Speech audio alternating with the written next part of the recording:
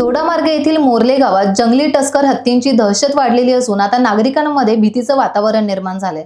जंगली टस्कर हत्ती कधी रस्त्यावर झाडे आडवी टाकून तर कधी रस्त्यावर कळपाने उभे राहून रस्ता बंद करत असल्याने नागरिकांना त्याचा नाहक त्रास सहन करावा लागतोय।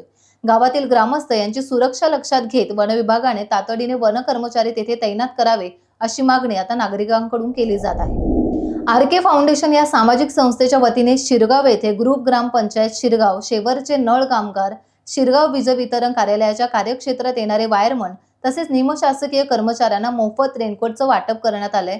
कार्यक्रमास भाजप जिल्हाध्यक्ष सरचिटणीस संदीप साटम, आर.के. फाउंडेशनचे अध्यक्ष अमित साटम, शिरगाव शेवरेचे सरपंच समीर शिरगावकर, उपसरपंच संतोष कुमार फाटक तसेच ग्रामपंचायत सदस्य राजेंद्र शेट्टे आणि वीज वितरणाचे कनिष्ठ अभियंता साईनाथ भागे, पोलीस पाटील चंद्रशेखर साटम उपस्थित होते। दोडामार्ग तालुक्यात गेल्या 2 दिवसांपासून मुसळधार पावसाने अनेक गावांना झोडपून काढले आहे।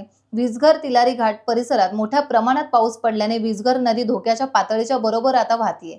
त्यामुळे हे पाणी तेरवण मेढे उन्नई बंधाऱ्यामध्ये वाहून जात असल्याने बंधाऱ्याच्या पाणी पातळीत देखील आता वाढ झालेली आहे। यामुळे या धरणाचे 7ही दरवाजे 20 ते 40 सेंटीमीटर वर उचलून पाणी विसर्ग सुरू ठेवल्यामुळे तिलारी नदी पात्रात आता पाणी वाढ झाली आहे।